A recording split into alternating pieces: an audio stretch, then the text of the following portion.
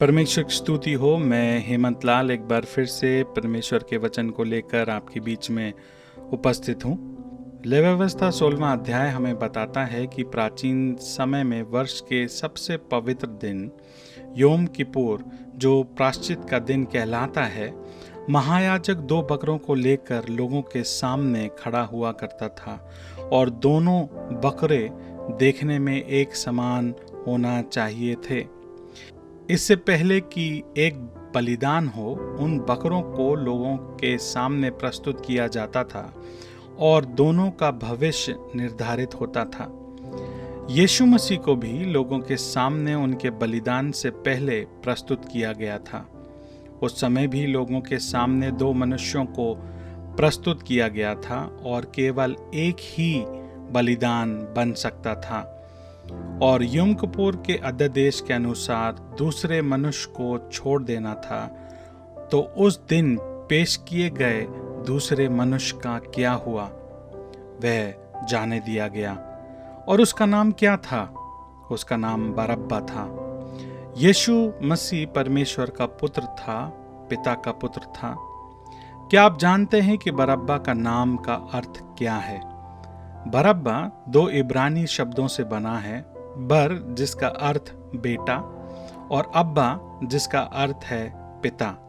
बरअब्बा का अर्थ है पिता का पुत्र। इसलिए बलिदान के लिए 2 सामान्य मनुष्य हैं।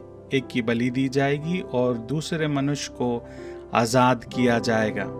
तो अगर यीशु मसीह आपकी जगह मरने वाले थे, उसे आपके जैसा बनना होगा, उसे मेरे जैसा बनना होगा। उसे शरीर में और हमारे खातिर उसे पाप बनना पड़ा। उसे आपके और मेरे समान बनना पड़ा।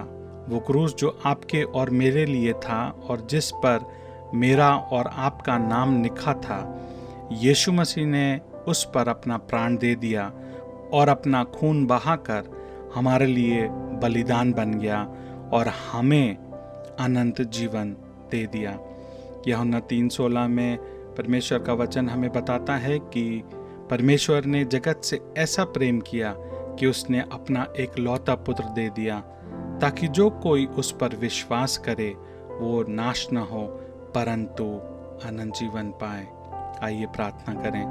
परमेश्वर पिता, हम आपका धन्यवाद करते हैं कि आपने अपने बेटे यीशु मसीह को हमारे लिए दे दिया और वो हमारे खातिर बलिदान बन गए, ताकि हमें हमारे पापों से स्वतंत्रता मिल जाए और हम यीशु मसीह के द्वारा अनंत जीवन प्राप्त करें।